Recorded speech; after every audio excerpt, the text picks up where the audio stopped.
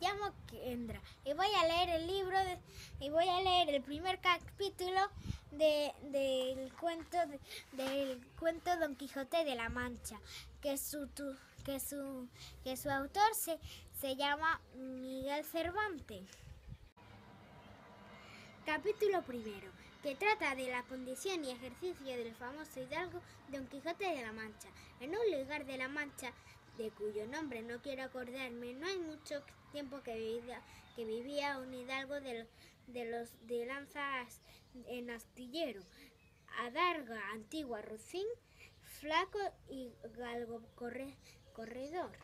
Una olla de algo más vaca que carnero, salpicó las noches, duelos y crevantes los sábados, lenteja los viernes, algún palomino de añadidura los domingos. Consumía las 3 partes de su hacienda, el resto de ella concluían un sayo, verteace, velarte, calzas de velludo para fiestas con sus pantuflos de lo mismo los días de entre semana, que honraba con su vellor y de lo más fino. Llegaba a los 20. Tenía en su casa una ama que pasaba de los 41 sobrinas, que no llegaba a los 21 mozos de campo y plaza, que así ensillaba el rocín como era de complexión recia, seco de carnes, enjuto de rostro, gran madrugador y amigo de la casa. Quieren decir que tenía el sobrenombre de Quijada o Quesada, que en esto hay alguna diferencia a los autores que de este caso escriben, aunque por conjetura versomila se deja entender que se llama Quijana, pero esto no importa poco a nuestro cuento, basta que la narración de él no se salga a un punto de la verdad. Es pues de saber que este sobredicho hidalgo, los ratos que estaba ocioso, que eran los más del año, se daba a leer libros de caballerías con tanta afición y gusto que olvidó casi de todo punto el ejercicio de la caza y aun la administración de su hacienda. Y llegó a tanto su curiosidad y desatino en esto que vendió muchas fanegas de tierra de sembradura para comprar libros de caballerías en que leer. Y así llegó a su casa todos cuantos pudo haber de ellos. Y de todos, ninguno le parecían tan bien como los que compuso el famoso Feliciano de Silva, porque a la claridad de su prosa y aquellas intrincadas razones suyas le parecían de perlas. Y más cuando llegaba a leer aquellos requiebros y cartas de desafío, donde en muchas partes hallaba escrito: la razón de la sin razón que a mi razón se hace, de tal manera mi razón enflaquece, que con razón me quejo de la vuestra hermosura. Y también cuando leía: los altos cielos que de vuestra divinidad divinamente con las estrellas se fortifican y os hacen merecedora del merecimiento que merece la vuestra grandeza. Con estas y semejantes razones perdía el pobre caballero el juicio y desvelábase por entenderlas y desentrañarles el sentido, que no se lo sacara ni las entendiera el mismo Aristóteles si resucitara para solo ello. No estaba muy bien con las heridas que don Belianis daba y recibía, porque se imaginaba que por grandes maestros que le hubiesen curado, no dejaría de tener el rostro y todo el cuerpo lleno de cicatrices y señales. Pero con todo alababa en su autor aquel acabar su libro con la promesa de aquella inacabable aventura, y muchas veces le vino deseo de tomar la pluma y darle fin al pie de la letra como allí se promete, y sin duda alguna lo hiciera y aún saliera con ello si otros mayores y continuos pensamientos no se los torbaban. ¿Qué te has hecho? ¿Qué te has tomado? Dime qué droga te has fumado, pues tú ya no quieres ser Alonso Quijano. Sobredosis de lectura, de leyenda y aventura, y ahora quieres pelea y no tienes duda. Tuvo muchas veces competencia con el cura de su lugar, que era hombre doctor graduado en Sigüenza, sobre el cual había sido mejor caballero. Palmerín de Inglaterra o Amadís de Gaula, más maese Nicolás, barbero del mismo pueblo, decía que ninguno llegaba al caballero del Febo, y que si alguno se le podía comparar era don Galaor, hermano de Amadís de Gaula, porque tenía muy acomodada condición para todo, que no era caballero melindroso, ni tan llorón como su hermano, y que lo de la valentía no le iba en zaga. En resolución, él se enfrascó tanto en su lectura que se le pasaban las noches leyendo de claro en claro y los días de turbio en turbio. Y así, del poco dormir y del mucho leer, se le secó el cerebro, de manera que vino a perder el juicio. Llenóse de la fantasía de todo aquello que leía en los libros, así de encantamientos como de pendencias, batallas, desafíos, heridas, requiebros, amores, tormentas y dispares imposibles, y asentósele de tal modo en la imaginación que era verdad toda aquella máquina de aquellas soñadas invenciones que leía, que para él no había otra historia más cierta en el mundo. Decía él que el Cid Ruiz Díaz había sido muy buen caballero, pero que no tenía que ver con el caballero de la ardiente espada, que de solo un revés había partido por medio 2 fieros y descomunales gigantes. Mejor estaba con Bernardo del Carpio, porque en Roncesvalles había muerto a Roldán el Encantado, valiéndose de la industria de Hércules, cuando ahogó a Anteo, el hijo de la tierra, entre los brazos. Decía mucho bien del gigante Morgante, porque con ser de aquella generación gigantesca, que todos son soberbios y descomedidos. Él solo era afable y bien criado, pero sobre todo estaba bien con Reinaldos de Montalbán, y más cuando le veía salir de su castillo y robar cuantos topaba, y cuando en Allende robó aquel ídolo de Moama, que era todo de oro, según dice su historia. Dice él, por dar una mano de Corcés al traidor de Galalón, al ama que tenía y a una su sobrina de añadidura.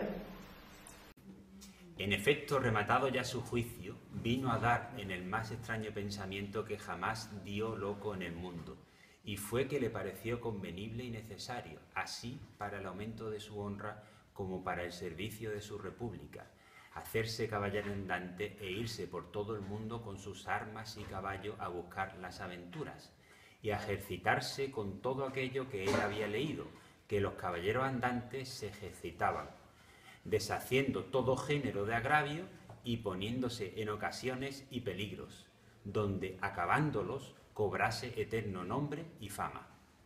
Imaginábase el pobre ya coronado por el valor de sus brazos, por lo menos del imperio de Trapisonda, y así con estos tan agradables pensamientos, llevado del extraño gusto que en ellos sentía, se dio priesa a poner en efecto lo que deseaba. Y lo primero que hizo fue limpiar unas armas que habían sido de sus bisabuelos, que, tomadas de orín y llenas de moho, luengos siglos había que estaban puestas y olvidadas en un rincón. Limpiólas y aderezólas lo mejor que pudo, pero vio que tenían una gran falta, y era que no tenían celada de encaje, sino morrón simple. Mas a esto suplió su industria, porque de cartones hizo un modo de media celada que encajaba con el morrión, hacía una apariencia de celada entera. Es verdad que para probar se da fuerte y podrida, hasta el riesgo de una cuchillada. Saca tu espada y Dios dos golpes. El primero y un punto te deciste con lo que había hecho en una semana. No dejó de parecerle mala facilidad con que había hecho pedazos.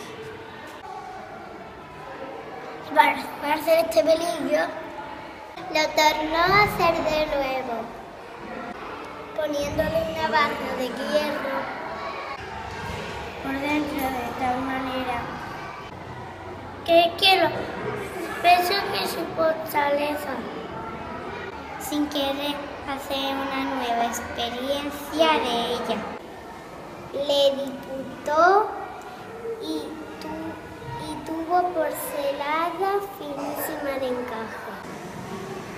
Fue luego a ver a su Rosy, y entretenía más guardas que un real, más tacha que caballo de gonela. Petate pelis es osa fui. Le pareció que ni él. Pefalo de Alejandro. Pefalo de Alejandro. Viva vieja el vecino. Con él se igualaba.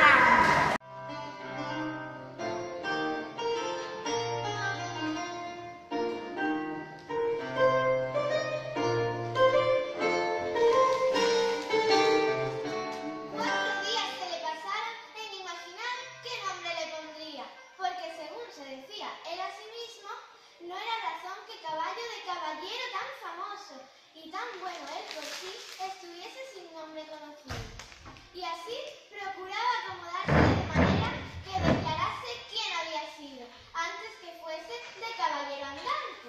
Y lo que era entonces, pues estaba muy puesto en razón, que mudando su señor estado, mudase él también el nombre, y le cobrase famoso y de estruendo como convenía a la nueva orden y al nuevo ejercicio que ya profesaba. Y así, después de muchos nombres que borró, formó y quitó, añadió y deshizo y tornó a hacer en su memoria e imaginación, al fin le vino a llamar Rocinante. ¡Rocinante! Nombre a su parecer alto, sonoro y significativo, de lo que había sido cuando fue Rocín antes de lo que era, ahora que era antes y primero de todos los rocines del mundo.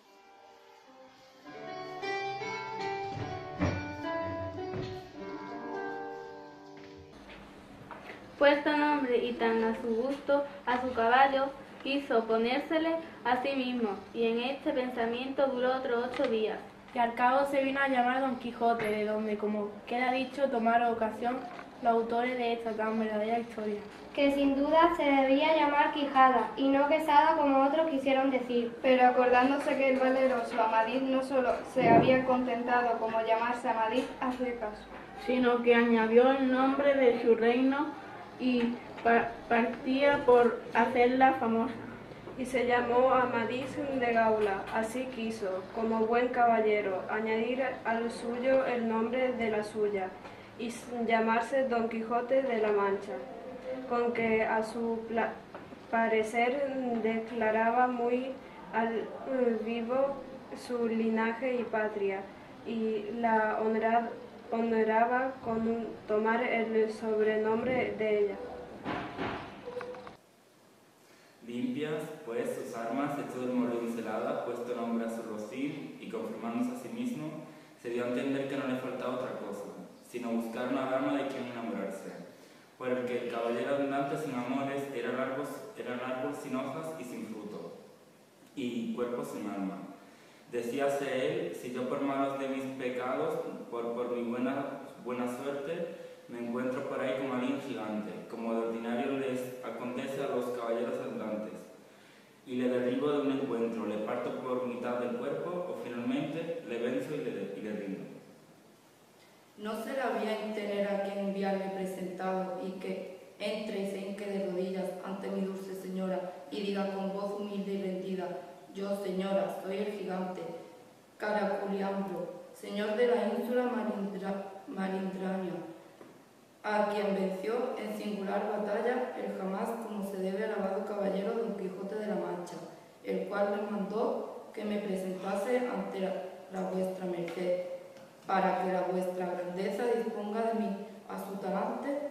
Oh, cómo se holgó nuestro buen caballero cuando hubo hecho este discurso, y más cuando halló a quien dar nombre de su dama.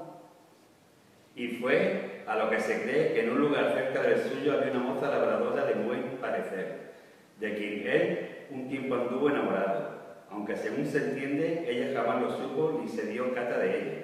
Llamábase Aldonza Lorenzo, y a ésta le pareció ser bien darle el título de señora de sus pensamientos, y buscándole nombre que no desdijese mucho del suyo y que tirase y se encaminase al de princesa y gran señora, vino a llamarla Dulcinea del Toboso, porque era natural del Toboso, nombre a su parecer músico y peregrino y significativo, como todos los demás que a él y a sus cosas había puesto.